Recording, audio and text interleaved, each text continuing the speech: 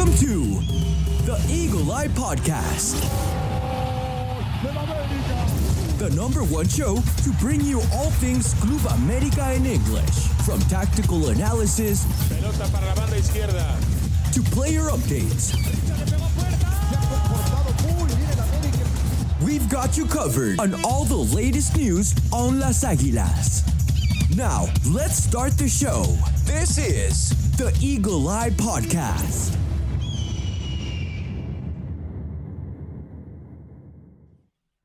Hello, ladies and gentlemen, and welcome back to another episode of the Eagle Eye Podcast. Today, I'm going to be recapping that Clasico Nacional victory over Chivas, and we're going to recap as well the 3-0 thrashing that America had on the double jornada matchup this week against Atlas. And then to top off the show, we are going to preview the upcoming match against Necaxa away in Aguascalientes. So plenty to talk about. We'll probably touch upon the fact that America finalized the signing of Victor Davila as well. So we got plenty of America news to get through in such a short time. And joining me to do so, as always, it is none other than the main man himself, Mr. Chris Rivera. Chris, how you doing, my friend? Good, bro. Good. Before anything, I want to wish you a happy birthday, brother. Because last night I was almost late. I didn't see your page. No one said anything until I clicked on your page, and then I was like, "Wait, why is there balloons?" So I had to message you real quick, tell you happy birthday. No, But thank you, again, man. live, I'm gonna tell you, happy birthday. Hope you enjoyed your day. I know it's a weekday birthday, so usually it's just another day, but. Like I told you in the chat, if you whatever you do on the weekend, be safe, man, and enjoy your extra birthday.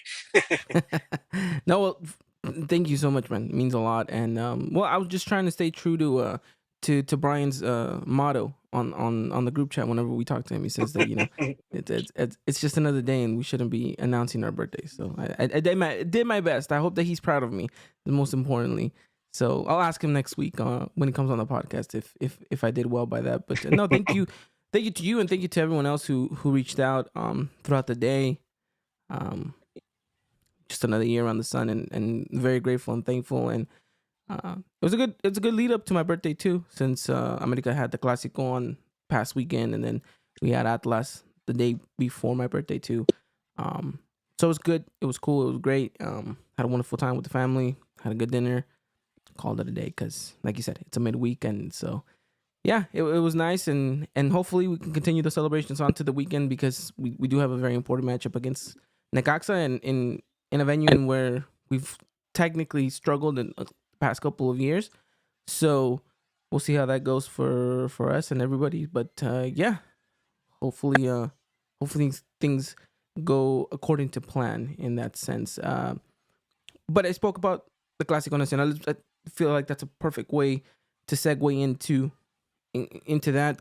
Chris, I was going to come onto the podcast and I was going to go and I was going to just absolutely tear this team apart because it's probably one of the worst Clásicos I've ever seen in the past couple of years.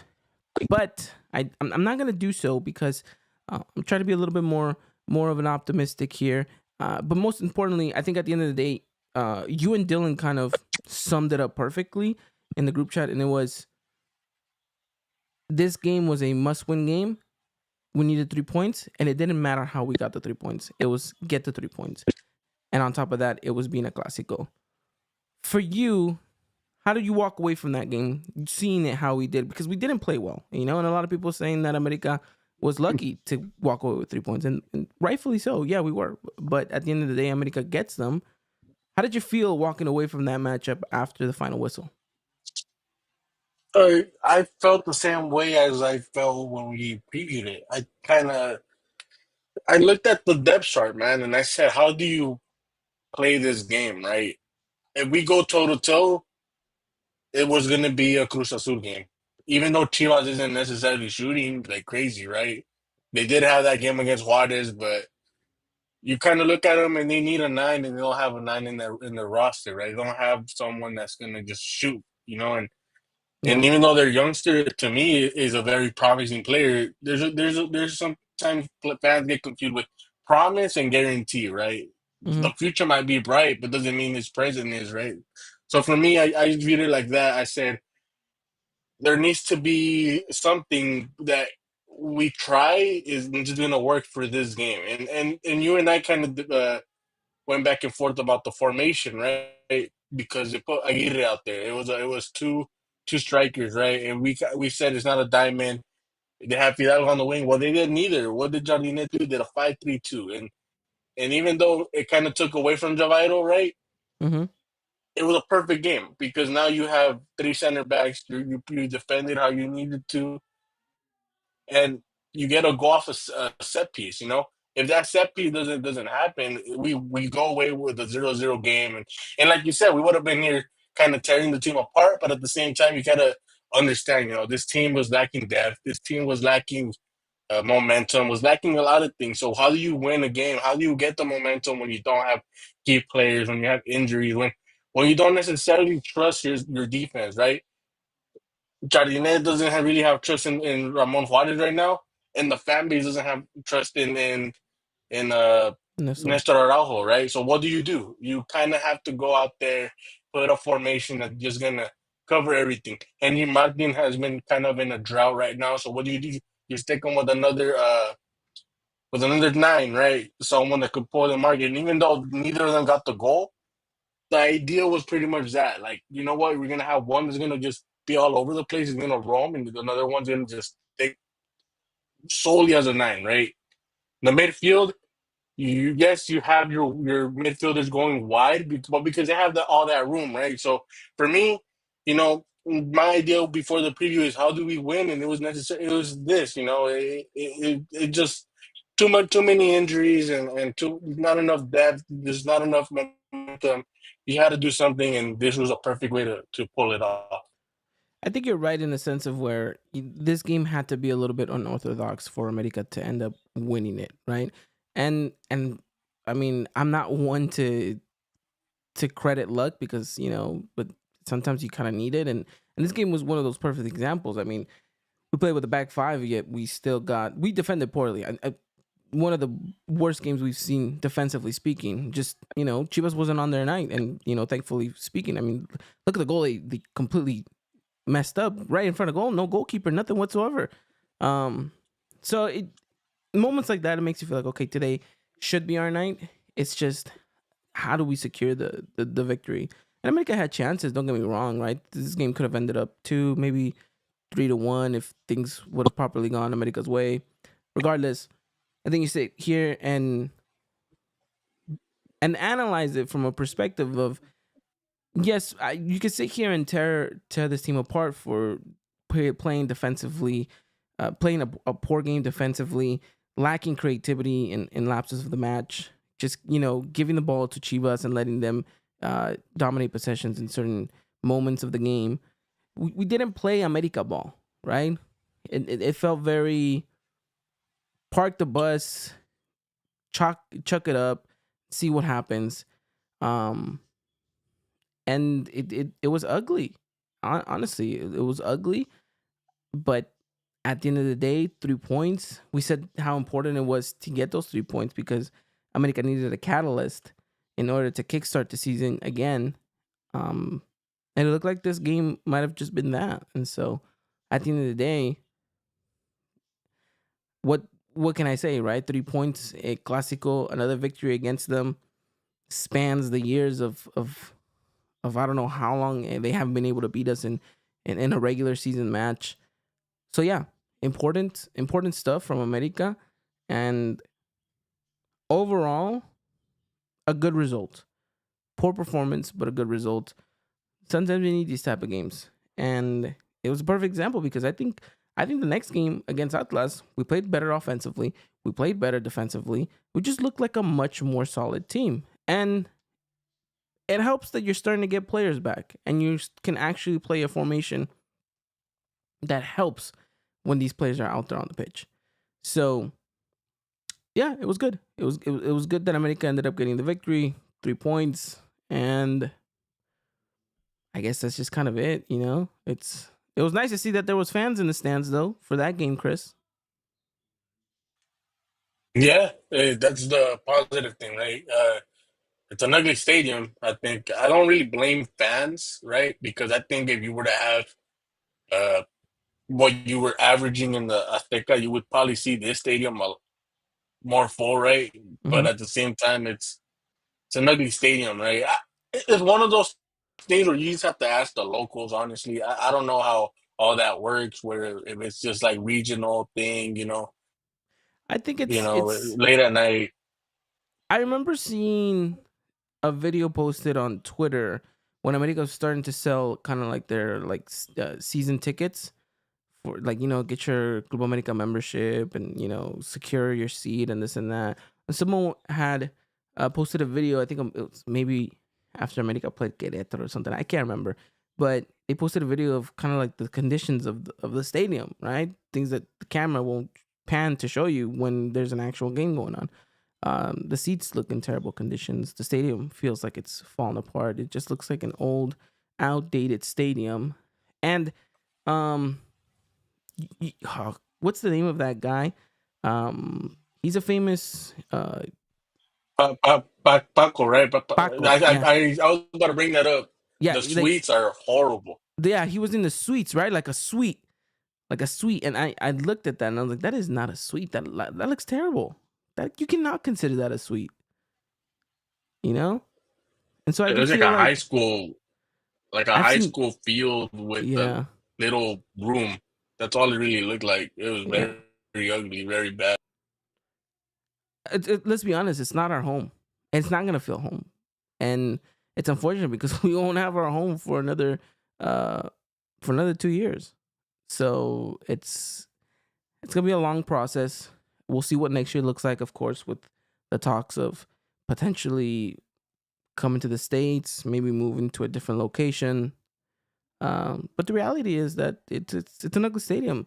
I'm gonna be honest with you. Even watching the games, I feel like the stadium cameras are lower quality resolution than what I'm used to watching whenever I'm watching the Azteca matches.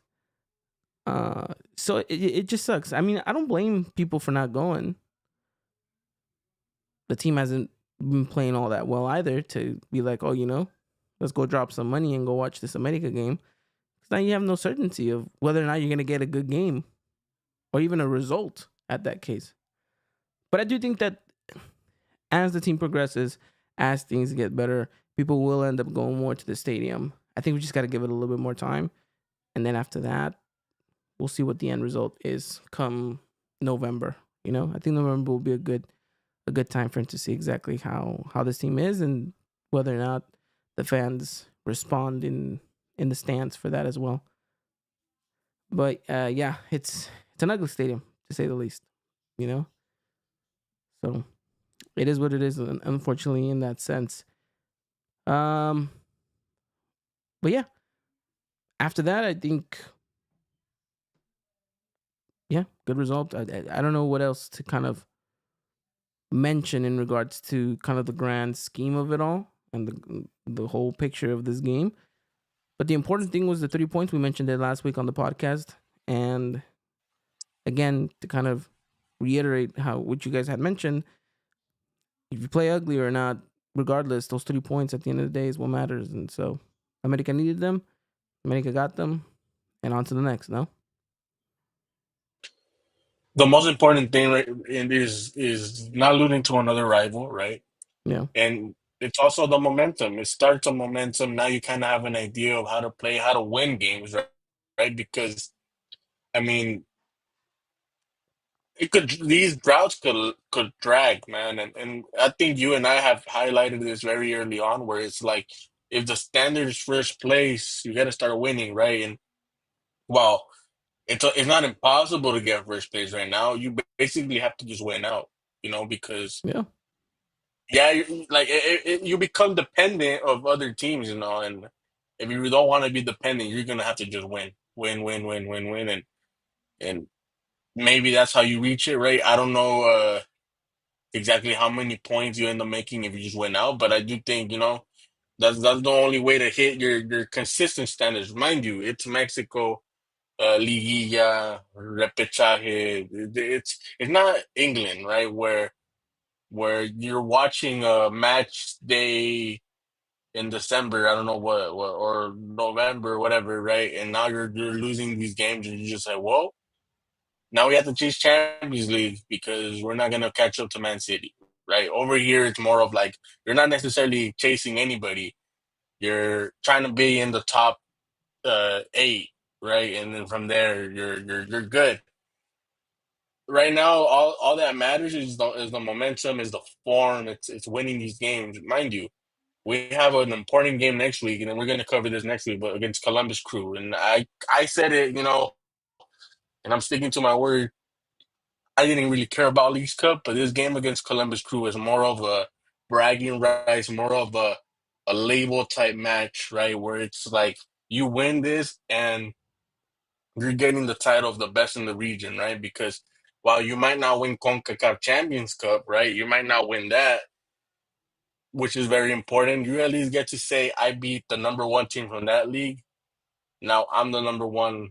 You get what I'm saying? Like you're number one overall now because while there's other regions, you don't necessarily treat them the same way you're going to treat the neighbors or you're going to treat the next competitive league in the region, right? I think Yeah. everyone would agree that MLS is number two, whether there's a gap or not a gap, whatever you want to argue. But point is, they're number two. There's no other league in CONCACAF close to them.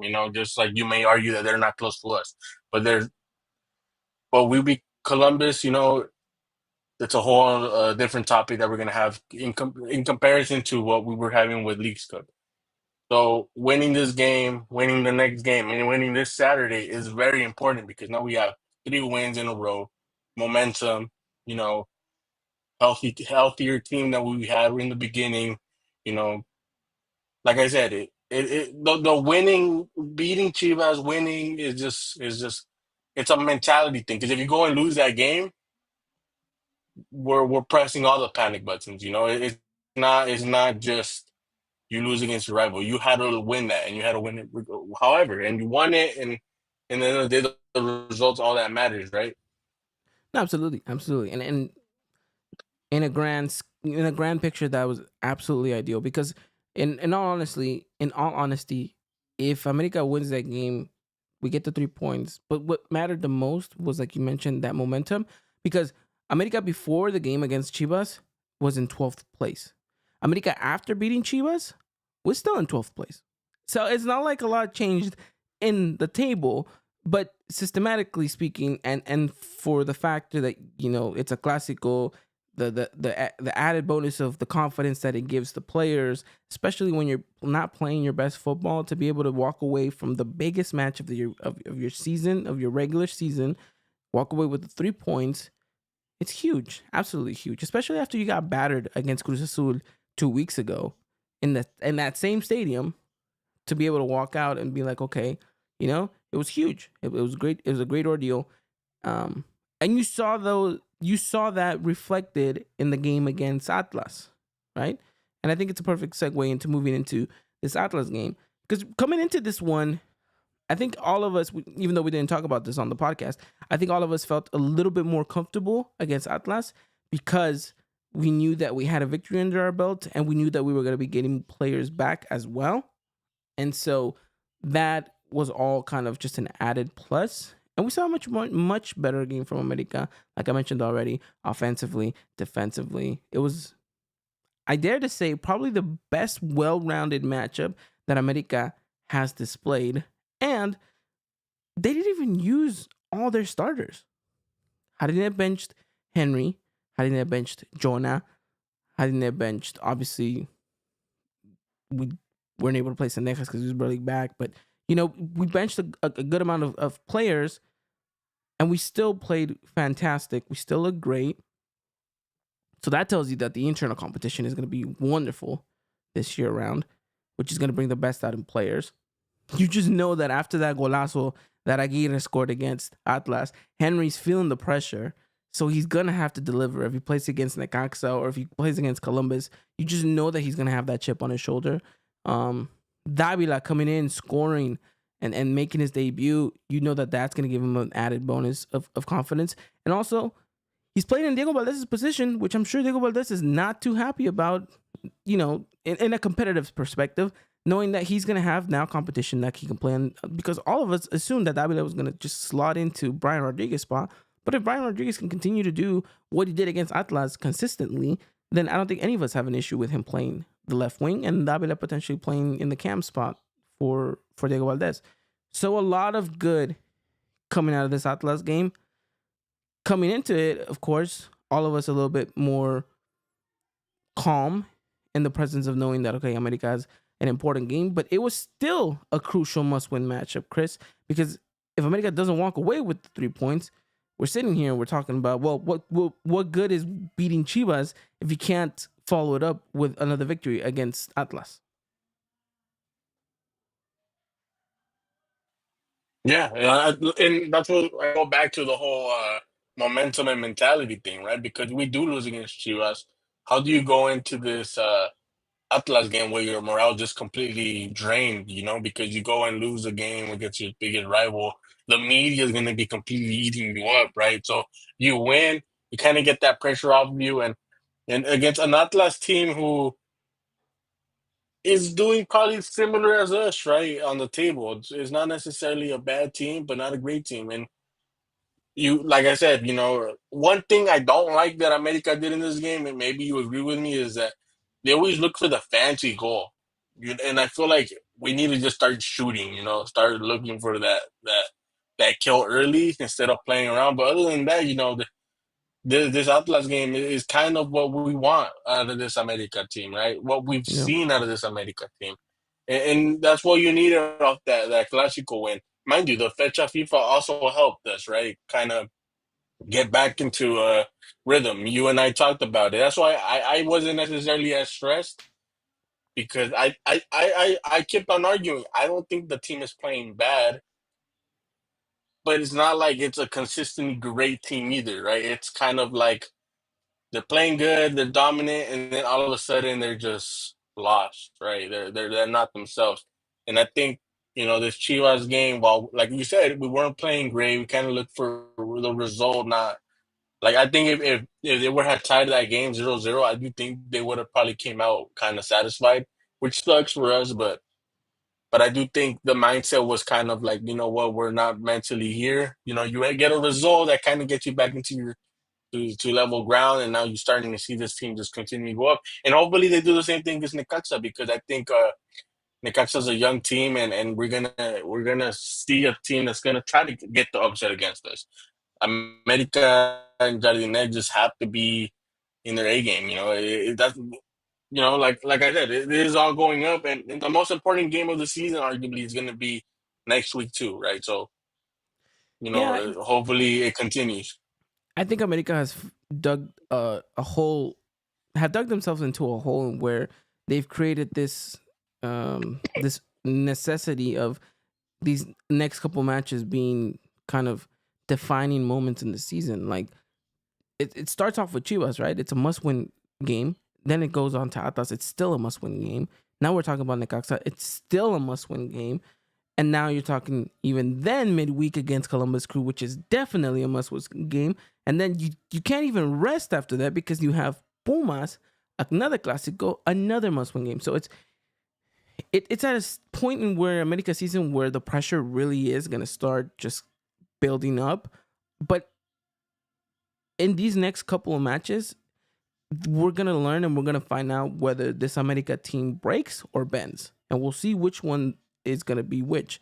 I'm hoping that it's the latter because that means that America is going to be good for the remainder of the season. And America's in no position to lose points either. So, you need to be consistent and you need to get results, right? And you need to start playing much better football because at this point, you should have already defined a system. Now you're kind of getting there. And that just only means that once you get to the Liguilla, hopefully you're one of the few teams that are coming into it with a lot of form, right? With a lot of momentum. And that's going to be important. So, yeah, very important matches and very important games. And this game against Atlas was another one of those where we see, good performances mostly all around the pitch. Chris Ramirez asking, what do we think of Miguel Vasquez over Nestor Araujo? He's saying, I'm kind of liking the idea. I like the kid. I don't know necessarily whether or not he's ready to just slot in for Nestor and start featuring in games. Coming off the I bench, I wasn't a haven't. fan of his No. Atlético Nacional game. I wasn't a fan of his Oh Atlético. no no I no like no. his game against Atlas, but Yeah, he had the a good. game He had a against good. Atlético Yeah, he Nacional. had a good performance against Atlas. Um, I think it's just a kid that's gonna need a little bit more time with with the first team, seeing regular minutes off the bench, and we'll see what happens. I, he could be kind of. I guess it's a weird way of putting it. The next Ramon Juarez, in a sense. Yeah, You know, and he's gonna get the minutes because of the whole. youngster I mean, thing. I kind of highlighted in our group chat, right? I was like, he's the only youngster out there. We need minutes for the youngster rule, and he's the only one out there. It says a lot, right? Because you would assume that it would be Dagoberto, the one getting the prioritized minutes, right? But they put him in, and he looked good. I'm not gonna sit here and tell you like, oh, no, I'll never play him again because no, play him. I mean, he looked bad against Atlético Nacional from a reaction standpoint, but he looked good against Atlas, and I guess it's one of those things where you kind of have to just judge it from pros and cons, right? And Yeah, he could only get better if he has the right mindset. He can only get better, and I'm not against it, but maybe not right now. Not throw him in the fire because we've seen players get thrown into the fire just because, and they completely fall apart, and you don't want to ruin his mindset that early, right? I think in all sports you want to just take it slow with the younger players and let them find their own ground, and once they find that ground they're gonna just be competing, but other than that, I understand why you like the idea because the fan base is gonna hate Nestor Araujo, but I think the conversation should be Ramon Juarez ahead of him once Cáceres returns. absolutely. And I hope that is the case because I don't think I can survive a whole season with Nestor Araujo at center back. I think I lose my mind. Um, which he didn't have the worst game against Chivas nor Atlas. He's just so liable to making a mistake that I just feel like it's playing a risky game when you can just play it safe, But for now, it's the only players that we have available, and it's gonna be Nestor Araujo season for just a little bit longer until Cáceres is back, and then we'll see. But yeah, Miguel Vasquez, good player. I think he's gonna come through the ranks. Here's a question for you, Chris. Do you think he's gonna Do you think he's gonna be better than Rodrigo Inigo? I hope so. Well, I mean, I hope so. And Now, I have Inigo, a bigger question for you. Would he ever score a banger like Diego Cervantes did? ooh, that's that's tough, man. Not everyone can have the caliber of the finishing quality the way Diego Cervantes does. So Against River Plate? yeah, Little throwback. out of all teams, right? Against River Plate, that's Yeah. crazy. Oh, we complain about our center backs now. Just remember what we had to go through, guys, with Diego Cervantes, Rodrigo Inigo, Ismael Rodriguez. Just dark times, okay? Dark times. But yeah, to kind of sum up the Atlas game, it was a good performance. I think we saw a really good game from Brian Rodriguez. I think he was Tulianis man of the match, rightfully so. I think he played a really good game. Um, Showed a lot of versatility, showed a lot of strength on that left hand side. Um, got himself a goal too. I think it was just one of those games in where, again, hopefully he comes out of this with a different mindset of, okay, I got a good start here going. I can continue to do this. I can have consistency, and I can lock in that left wing spot for myself, which I think would be huge. Um, I mean, Rodrigo Aguirre scoring, looking good. I think he's gonna be Henry's competition, and I think that's what he came for, right? I think that's what we said when he was announced that he was gonna be the Henry competition, uh, and I think it's only gonna bring the best out of not just Rodrigo Aguirre but also Henry himself. So that's gonna look good. And I mean, overall, is there another player that you can highlight from this that you think, okay, had a good performance and hopefully can continue this good track of form? I think Chiquito Sanchez probably deserves some flowers too. He's been getting better. He hasn't been. the bomba signing that we expected, but at the same time, I think he's been performing. I think he's been creative. I think he's been, Yeah. getting his rhythm going, and I think that's what we all want. I can sit here and complain how much I don't like the player, but it's not like I'm not open to being proven wrong, right? There's a lot of players in history of all my sports team who I'm just like complaining, say I don't like this player, and then he goes out and becomes an amazing player. Once upon a time, this fan base hated the Sambuesa signing, and I'm sure you remember that when we signed Joey Bermudez and we're all hyped about him because of his time in Yeah. Atlante, and then everyone's complaining because we paid more for Sambuesa, who was a flop in the league, and look what happened. So, like I said, I'm not against him proving me wrong. I just hope he proves me wrong, right? Because at the end of the day, I'm rooting for him. I'm rooting for my team. I'm not a hater in the sense, but I'm happy to see these last two games he has been getting better, and hopefully it continues because I do think the long term idea is for him to end up being a starter, right? And it's good for him also that he's kind of getting that rotational role right now because I think if he's not there yet, the worst thing you could do is rush him out there, right? Yeah. Yeah, I think there was always going to be a little bit of an adaptation period for Chiquito because we all expected him to be kind of the natural replacement for Fidalgo. Fidalgo doesn't leave, so now you're begging the question: how do you fit Chiquito Sanchez with Diego Valdez, with Fidalgo, with Jonah? Like, how does that midfield work? One of them's gonna have to sit out. Who sits out? Do you sacrifice the defensive capabilities of Jonah to, accommodate Chiquito Sanchez coming into this team? Do you just bench Chiquito for a little bit and wait to see what this Fidalgo situation turns out to be? So there's a lot of if, buts, and maybes. So I think it's just naturally playing out, and we'll see kind of how this unfolds. Because he played two roles in this game against Atlas. One, he plays the kind of the creative role with the center attacking mid, taking Diego Valdez's spot in the first half. Second half, Fidalgo gets subbed off, and so he naturally then slots into Fidalgo's role in that more of a number 8 position. And so you see him play, these two roles. Does a good job against Atlas.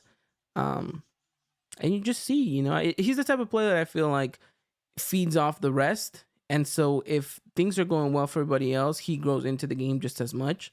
So I think it's going to be one of those things in where if you continuously see a good America side, you're going to see a much better improvement from Chiquito Sanchez. And hopefully, as the years go down, he will then transition into one of those kind of leaders in that midfield. And so he can then start dictating the play and the tempo and such. So it'll be interesting to see how he does grow into this. But so far, yeah, you're right. He deserves his flowers. He's starting to look like a much better player. So, but overall, I mean, a good performance, 3-0. And it was always a tough ask because it was such a quick turnaround. Because America only had 2 days of, I guess, quote unquote rest. Not really, because you still have to go and train and everything. The good thing is America didn't have to travel, so that was an added bonus. But yeah, a quick turnaround. You get 3 points, and then you kind of shift focus a little bit, get a breather, and now you focus on Necaxa, which again is going to be a tricky game, but definitely a game that America can win. So, is there anything else you want to mention in regards to this Atlas game, or do you think we've kind of talked on the main bullet points here? No, I think we covered everything. I think maybe just the plus that we got to see Sendejas and Kevin and Davila debut, right? And Yeah, the the debut of other Davila two was, returning, we lose yeah, out. yeah. No, yeah, the debut of Davila was good. We'll talk a little bit more about Davila right now because I kind of want to get your impressions on Club America's transfer market because he does get signed literally on the 11th hour, kind of how we spoke about on the podcast. But overall, you mentioned it. The only downside to this, of course, is the injury to Israel Reyes, which is unfortunate. He'll be out for maybe three weeks max. We want to say. Which is a heavy blow, but it's a perfect opportunity for Kevin Alvarez, who's looking to return and cement himself into the starting position. and an opportunity for a youngster like what's his name? I always get it wrong. Dagoberto. Dagoberto. Yeah, Dagoberto. Dagoberto. Okay. Yes, for Dagoberto to come in and you know, come out of the ranks and maybe cement himself into that position as well. We know that he's, versatile in that sense, can play the right back, can play the right mid minutes at the end of the day for America to bolster the youngster rule. So we'll see. It's unfortunate, but overall I think the positives outweigh the negatives, and there was a lot of positives in this game against Atlas, and so I think we'll walk away with that and wish Israel Reyes a speedy recovery because he will be missed and he's definitely needed out there. And so we'll see what the future holds for America. But yeah, that's the only unfortunate part. So before we transition on into the preview against Necaxa, I think it's only fair that we recap a little bit of this transfer window for Club America, Chris. It was the talking point of every single podcast show we had for about a month and a half. And nothing happened until the final minutes of the transfer window closing. We were joking around saying that it was going to be coming down to the last minute, the 11th hour. And it transitioned into being that. Maybe it was not, because maybe they could have had this thing kind of signed, sealed, and delivered a while back. I'm not too sure. But obviously, Victor Davila is a name that we kind of had announced on the podcast last week that America was going to sign. It comes to fruition. How do you feel? How do you rank not just that individual signing, but a Club America's transfer window as a whole? Do you think that this signing, especially in the way that he debuts, kind of saves face a little bit to the front office and maybe gives them a little bit more credibility? Or do you still think that this was a failure of a transfer window if we go to the extremes? Me personally, I won't go to the extremes because I kind of understand to an extent, right? I think they prioritize midfield way too much. You know. So let's break down everybody that came in, right? Because I think if you do it as a whole, it's a win in the sense that you bring in a left wing that's could play multiple positions, right?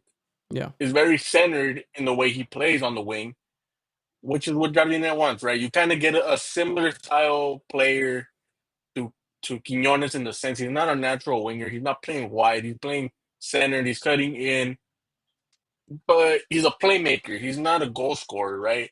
I think you might start to see people get frustrated because he's not a goal scorer. Yeah, he scored a beautiful goal outside the box, but it's not necessarily his thing to go and look for the goal, right? Not saying he can't score goals, but it's not his thing. While Quinones was. So in that sense, I look at it as a really good plug-in player for Quinones, right? Mind you, I don't think he's how do I say it? He's gonna strictly play there because you and I've spoken about this before. Henry and Valdez are very injury prone. They're gonna miss games, right? We're seeing him with Valdez right now, and this is a guy that you could plug in at the 10, and is gonna be very comfortable at the 10. So to me, in that's a plus. Chiquito, not a necessary player, but at the same time, if you're going from the idea that Fidalgo was going to leave, another plus, right? I don't love the signing because I don't rate the player that high, but it is a signing that you kind of understand where it's going with. And I think it's also a player that, off the bench is probably going to do good things, right? Depending where you put him and everything. Yes, it might be a hit and run or a hit and miss at times, but at the same time, you have to look at it from the idea perspective of the front office. And I think that Alan Cervantes and Jefecito, I didn't love, but that's because I think Naveda wasn't necessarily doing bad for him to leave, right? I know Mm. you were very critical of him last year, but at the same time, I think you would have probably been like, if you're gonna bring in these guys, rather just stick with Naveda, someone that understands the game, who isn't doing great, but he's not doing bad either. And Igor re-signing him or signing him officially, I mean, ideal. I don't know his contract detail, but at the same time, he came in, was plugged in, did great. He's injured right now, and maybe we'll have a different tone afterwards, because he might not come back the same. But at the same time, he was a very key player to winning all these championships. So ideally, you had to bring him back. He's also a locker room guy. I think vibes matter, and he brings a lot of that. So other than that, I'd probably give it a B plus. I don't think it was perfect, but I do think they were necessary signings in the day. And Davila, like I said, Davila was a negotiated player early on, right? And the whole Russia thing made it complicated, right? It's a loan with obligation to sign afterwards, which basically is like to get into detail of the negotiation. It basically is you're buying him and you have a year to figure out how to pay me because of the whole bank issue. That's all it really is. Other than that, he's our player. Yeah, because Davila comes in with a loan with an obligation to buy if he meets certain quotas, which I'm sure it's not a lot. It's probably like certain minutes, probably like score a goal, which he already did. So he's already halfway there. I'm sure he's gonna meet those quotas. I'm sure they're not outrageous, and I think America expects him to reach those quotas, because if not, then why are you wasting money on this guy, right? So it's interesting that you give it a B to B plus. That's high. I would love to hear Dylan's critique on the transfer window and what grade he gives him. If you mind texting him, text him just randomly right now what grade he would give America's transfer window right now. And in the meantime, while I explain what I feel, to see if maybe he gives us a response. But I think when you name the players out, I do think that it gives it a much better look than what it actually is at the end of the day. And when you look at the negotiation strategies behind every player, I do think that there is some credibility that you do have to give to the front office, right? I think the signings of Alan Cervantes and Jefecito Rodriguez, whilst maybe not to the liking of a lot of us, were probably not expensive signings whatsoever that America had to make, right? And salary-wise, I don't think that they're going to be that crazy either. So they're depth players at the end of the day, and I think they got them for a price that they thought, okay, this is reasonable, and you get quality depth in that sense. Borja, a player that was coming in from Europe on a free, that's huge, right? His performances may have not been that great so far, but not to say that he's looking terrible either. So I do think that he'll grow into it. And if he does become all of our solutions in the left back position, then you got him on a free. That's huge. That's great. That's great business. The Chiquito Sanchez one, like you mentioned, in the realm of what he is looked at in Liga MX, you bring him in, you kind of plaster him as your one of your marquee signings. He's Mexican, a national team player. Again, another one of those things where that looks good. And then of course, the re-signing of Igor Lichnowsky, which again a fan favorite amongst most. You mentioned the locker room guy. You look at especially right now that he's injured. You look at his videos that he's posting, pictures. He's just a bro. He's just there. He's having a good time. Even though he's injured, he's going to the games. He's having a good time. He's having a good laugh. He's there in the training grounds, and he's still interacting with the players. Again, another sensible signing in the sense, like you mentioned, that if anyone earned a contract with America, it was him. From the moment he stepped on the pitch against Chivas in a matchup where we dominated, and he looked like he never missed a beat in that center back partnership with Ramon Juarez. So yes, in all of that grand scheme of things, if you list it player by player and you give reasons as to why and the strategies, I can see why we can allude to a higher rating in the transfer window. But personally, for me speaking, I think that this gets maybe a C to a C minus, because it was just handled so poorly in the fine details of how you're supposed to do this transfer window. I get it, things happen, and I'm sure that there's things behind closed doors that we will never know or we may not understand as to negotiations falling down for XYZ player, not just for players that we wanted to bring in, but probably players that we wanted to offload. right? I'm sure maybe there was an offer for Richard. Maybe there was an offer for Brian. Maybe there was an offer. Well, we know that there was offers for Fidalgo. But, for one reason or another, things fall off. It changes courses. It changes plans. I just don't like that, again, we're waiting last minute to bring in a player that we could have brought in May, you know? And so, well, not May specifically, maybe June, excuse me. Could have brought in June/July, and he could have been much more adept at this point. And so I just think that it was a poor transfer window from that perspective. This winter will be interesting. We didn't spend the Quinones money, or at least, they doesn't look like we spent it on players. Maybe we spent it elsewhere. But I don't know. For me personally speaking, if I'm being honest and just kind of seeing the way that things progressed, I'm going C minus. I feel like America should have done better, and I don't know. I think we fumbled the bag a little bit here and there throughout the transfer window, and good thing it was an extensive transfer window. Well, brother, you should be happy because Dylan said the same thing. He said C. I texted him. I ain't hit him up in the group chat. He said C. Perfect, I get it. perfect. If you're getting into the detail of the negotiations and how long it took and what they prioritized, then I agree. You kind of have to lower it down. I'm more focused on the player profile. Yeah, I look at Aguirre, who is coming in, having impact, right, putting in pressure on the ninth. But mind you, like I'm just taking things into consideration. Like Henry Martin is gonna have down games. Is gonna have injuries. Is gonna have these things. There's gonna be times we have to put in another nine. And we all complain about Ilian Hernandez, and we all complain about Monzumbito. We all complain about all these academy players. We all complain, you know. I mean, we sat here and we talked about nines, right?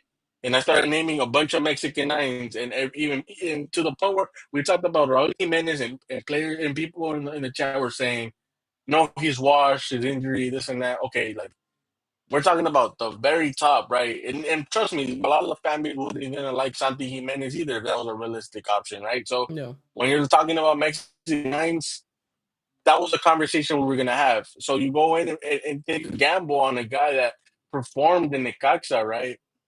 And did bad in Monterrey because they put him on the wing. You put in a guy to be a backup nine for these moments, and he's performing. And maybe it would have been different if a different conversation and you and I had a talk about all this when if all these signings happened before the season started, right? Maybe we'd yeah, have a different conversation about the players, right? yeah, But yeah, the way I look at it is kind of what they bring to the table, why they're being brought to the fit, and to me, maybe Alan Cervantes isn't necessarily a great fit, but it's a lateral move in my opinion to Naveda. Jefecito, I don't understand to this day. The third keeper, I don't understand to this day. Everyone else, I understand, and I think I see the fit. Like I said, I yeah, don't necessarily rate Chiquito Sanchez, but I understand the fit and what they want. And we could sit here and talk about players that left the Quinones deal, right? I think that boosts up the rating as well because you lose them, it's a big important player, but hey, 16 million, like or how much 16, right? 16 yeah. million. 16.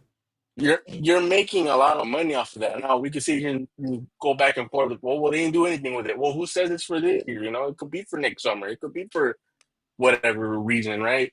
Like, mind you, there is the idea that certain players are going to leave. So maybe there's a bomba out there that they're kind of flirting with, kind of saying, like LAFC with Griezmann, they're having that flirting conversation with the mindset of next summer. Maybe we're doing similar over here with someone with the mindset of, oh, they're going to leave Europe.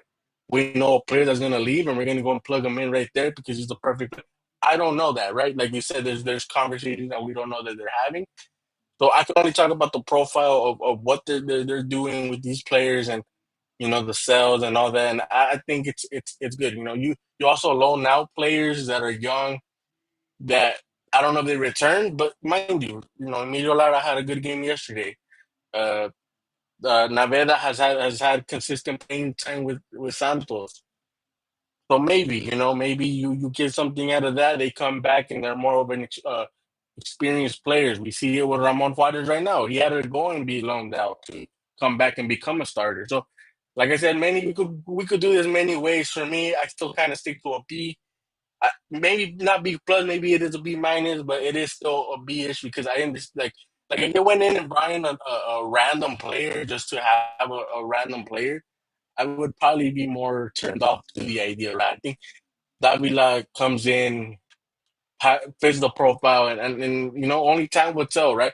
We're gonna come back end of the season and kind of have this conversation and say, well, that was a bad signing. This, and. But until then, you can only really judge on paper.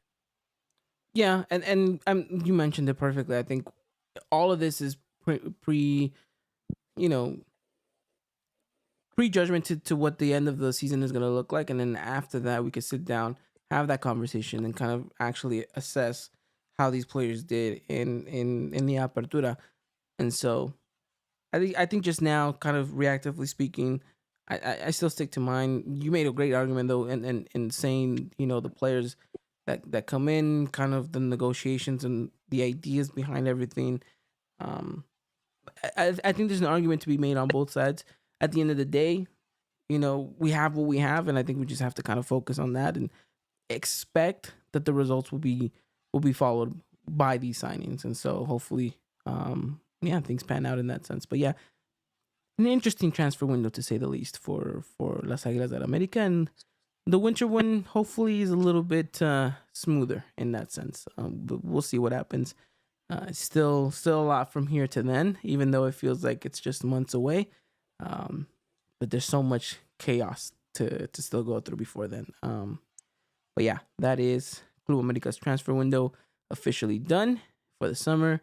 And I guess rumors will start picking up sometime in like November/December.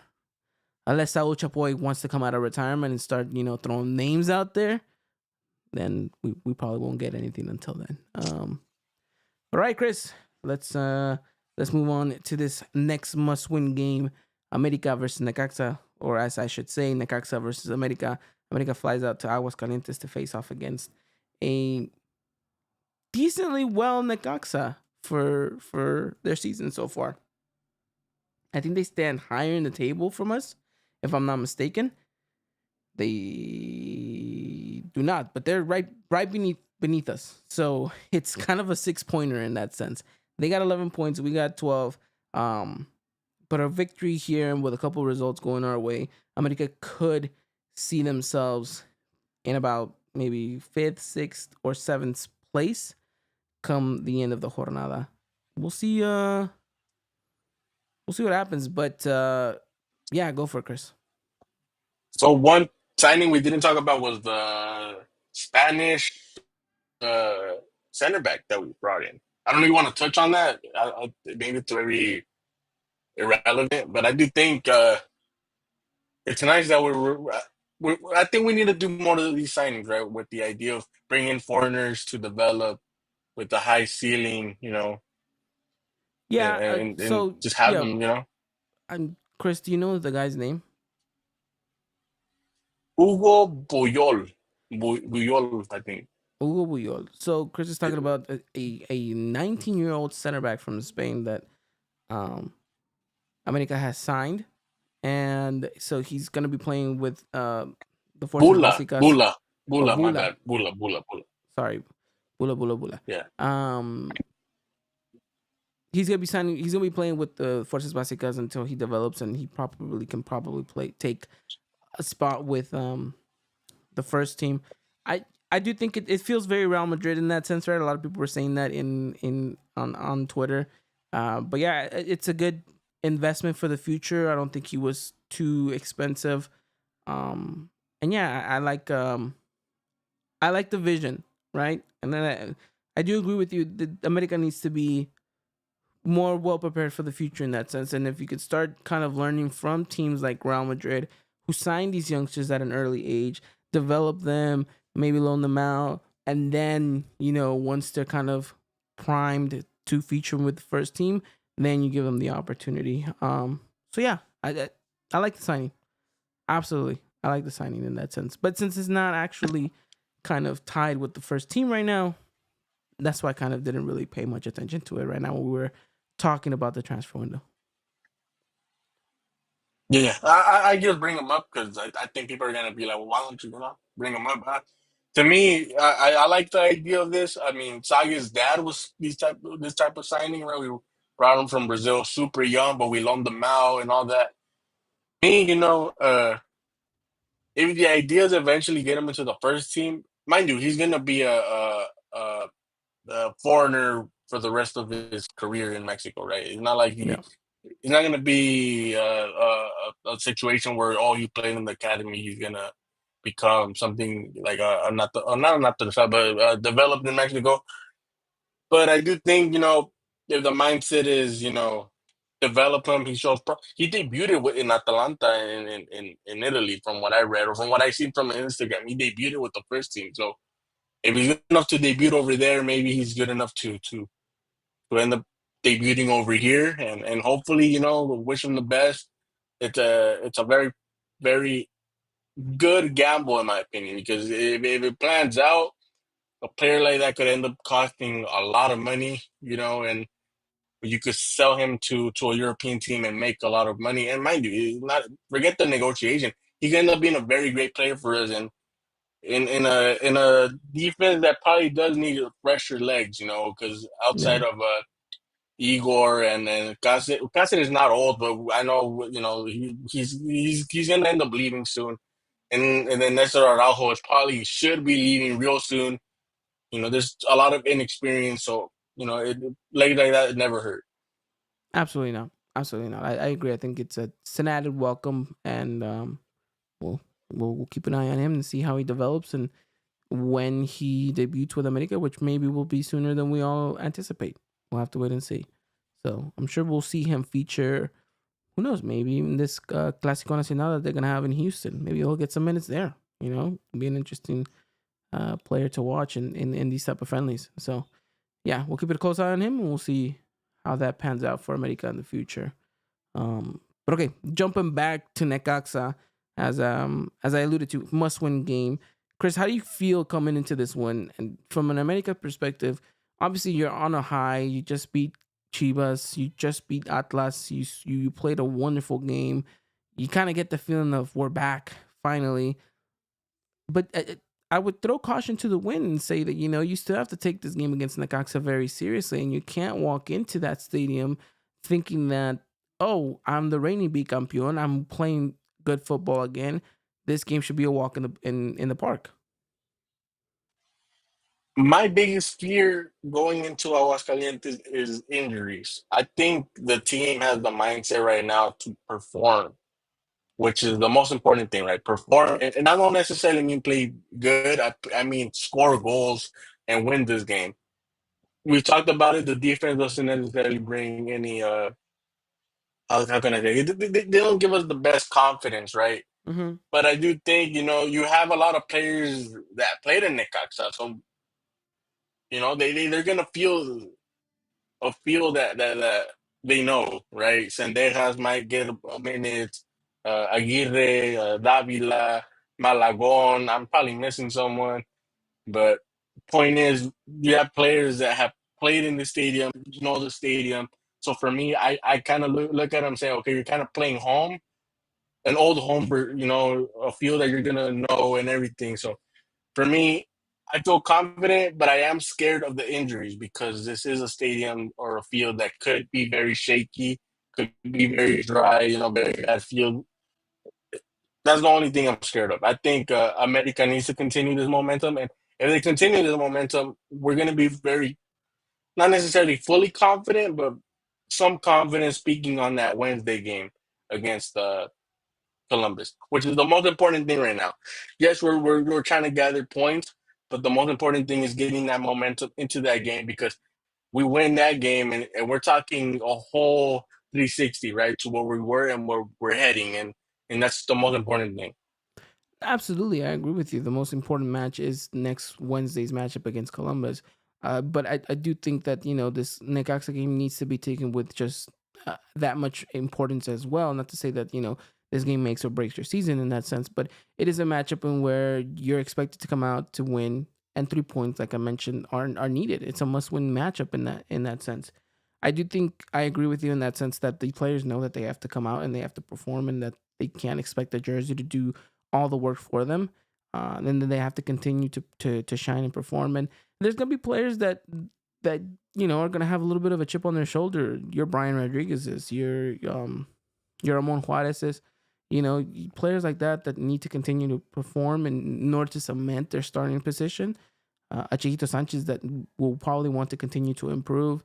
So it'll be interesting to see how these players come out and what that first half rhythm looks like.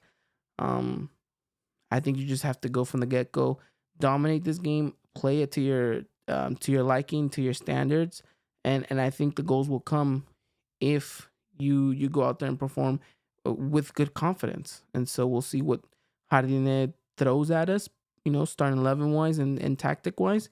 But it will be an interesting matchup nonetheless. I'm not necessarily going to give a predicting starting 11 here, but I do want to ask one question to you, Chris, is does Davila start this game or not? I think there's a good chance we see him at the 10.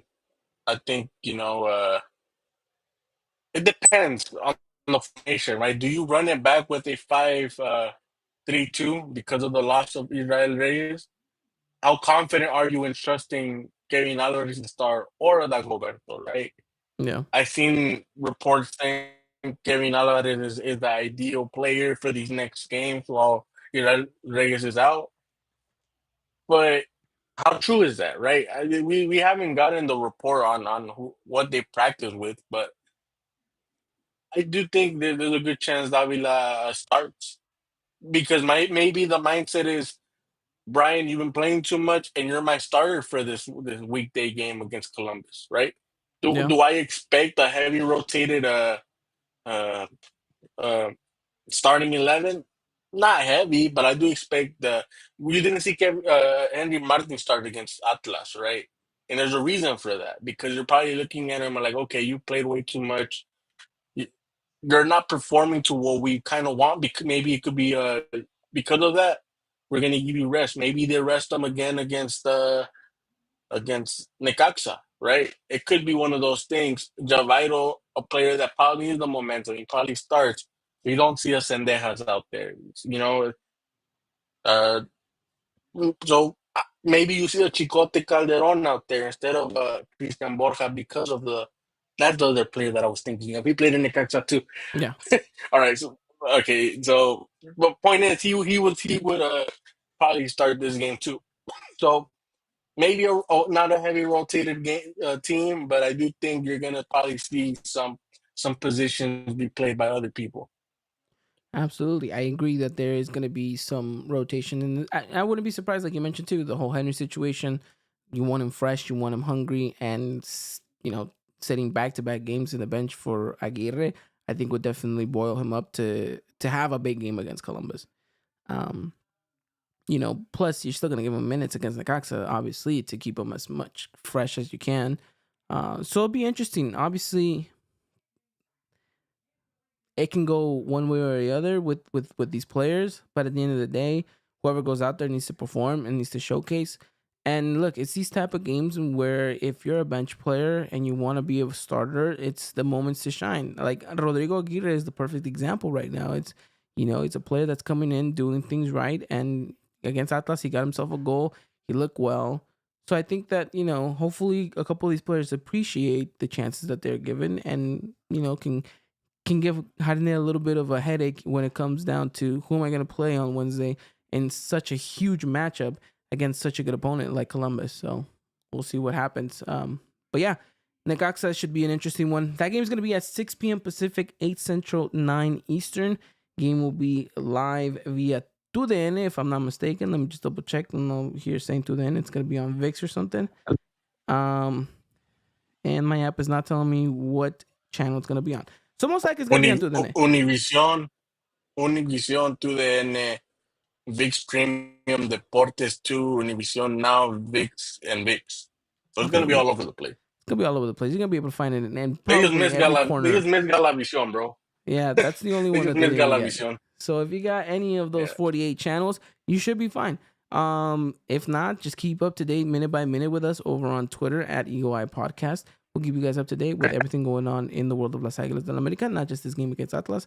I mean, not just this game against Necaxa, but we have everything in regards to these upcoming matches against, obviously, Columbus and everything going on in the world of Las Águilas del América. We try to keep you up to date with everything in that aspect. So yeah, it should be an interesting game. Should be a fun one to watch over the weekend, in preparation to the big one on Wednesday against Columbus.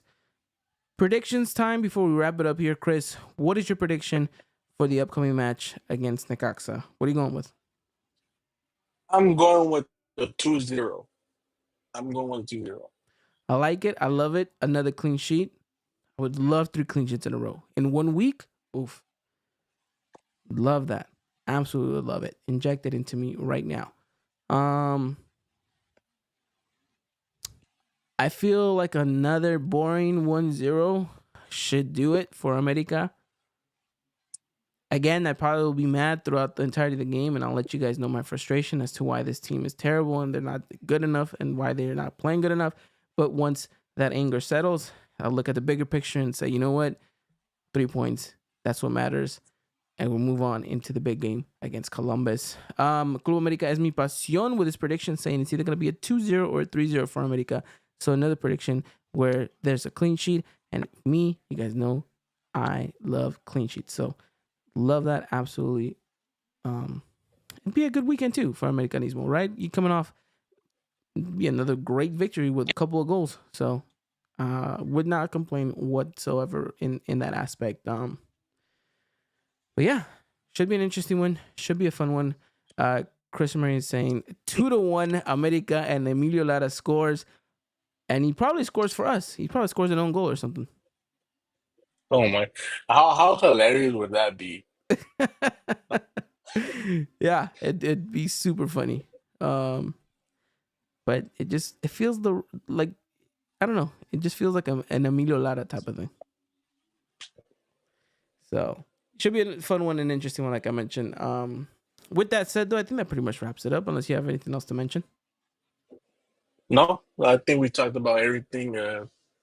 Let's get this 3 points, man. There'll be 9 in a week, and like Yeah. you said, that could get us all the way to 5th place, which is probably not gonna happen, but still, it gets us very close to what we want. And Yeah. you know, Look, crazier like things I have said, it happened. doesn't matter how you start; it's about how you end, right? So No, yeah, absolutely. Like I said, crazier things have happened.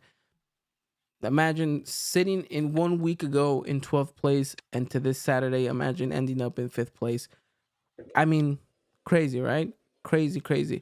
So again, important games, important must-win matches. We're in that stretch of the season where America has dug themselves into a hole and where you really can't drop points in the sense. Obviously, you have this important matchup coming up against Columbus.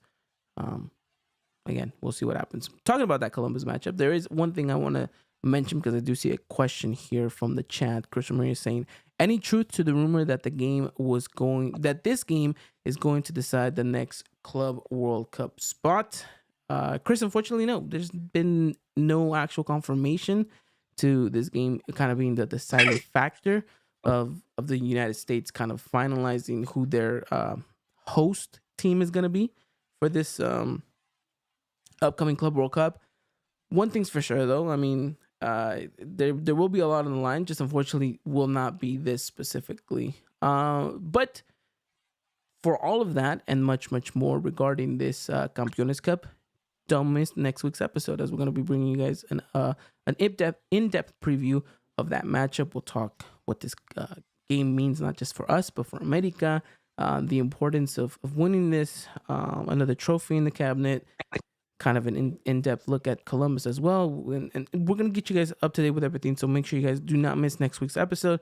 Should be a fun one. Should be an informative one. And at the end of the day, it's another final preview, which we've had in the past couple of months, a couple of these. And so looking forward to another one, Chris. yeah, I'm excited. 5 championships sounds better than four, man, and we've been spoiled this past year. So hopefully it continues, and I'm excited. Right, like I said, my tone might be different if we lose against Necaxa or we have injuries or whatever. But at the end of the day, like I even like to say, there's no excuses when it's in this club, right? So when it comes to these finals, there's no excuse. You have to win it. If you have to make it ugly like you did against Chivas, so be it. But we need to win another championship. Absolutely. And you know what? This is just the America way. Winning games, winning trophies, being spoiled in that sense. It's just the America way. The way that life was intended to be lived, to be honest, Chris, if I'm being 100% real with you. So yeah, let's hope that this glory campaign continues to roll.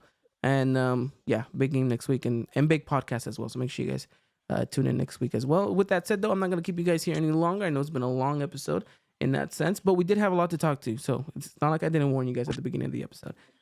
Thank you to everyone in the chat and to everyone that's been watching. AJ's been in the chat as well, so shout out to AJ. I hope the ladies are doing well. I just checked right now and they were winning, if I'm not mistaken. I just keep seeing a bunch of gold notifications from our Twitter page, Chris, so I'm hoping that things Another are game we going didn't well. talk about: the women won 7-0 against Chivas. Absolutely, that's a Another great bragging thing. rights for us. Yeah, yeah. And then in the chat, we have Mr. Guero Glakowski, aka Mr. Brian. He'll be on the podcast next week, so make sure you guys tune in as well. With that said, Chris, thank you so much for taking the time out to talk about things Club America. And yeah, man, we'll be here next week. Yes, sir. I'm ready. I'm ready for all that. And like I said, we might have a different tone if everything's a disaster this weekend, but hopefully If not, not. hopefully not. And if not, then probably still have a disastrous tone because we'll just depending to see how America does in every department in that sense. Regardless of the way, thank you guys so much. Again, thank you to all the listeners. Thank you to all the viewers. We'll be back again next week to talk all things Club America Campeones Cup edition. And yeah, have a wonderful night. Take care. And as always, Arriba la America. Good night. Ladies and gentlemen, this was another production of the Eagle Eye Podcast, the #1 source for all things Club America in English. Make sure to follow us on Twitter and Instagram at Eagle Eye Podcast and get all the latest news and coverage. And subscribe to our podcast wherever it is you may